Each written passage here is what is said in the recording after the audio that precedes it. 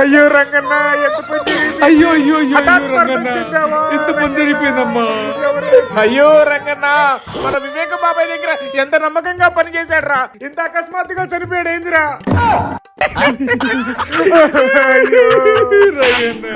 ఎక్కడో కొడుతుంది సీనా.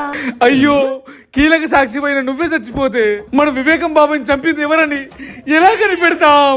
ఏంట్రా మన జగనానికి అదృష్టం, ఆహా అదే దురదృష్టం. బాబాయ్ హత్య కేసులో ఉన్న సాక్షులు అకస్మాత్తుగా పోతున్నారేంట్రా?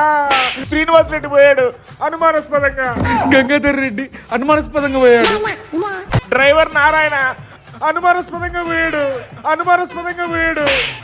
గంగిరెడ్డి అనుమానాస్పదంగా పోయాడు. జగన్ మామయ్య ఎందుకు ఇట్లా జరుగుతుందేమో.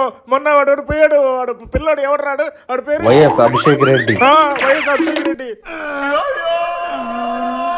అనుమానాస్పదంగా పోయాడు. ఇప్పుడు మన రంగన్న మన బాబాయ్ కేసులో అనుమానాస్పదంగా ఉన్న వాళ్ళందరూ చనిపోతున్నారు కదా. అయ్యో దేవుడా.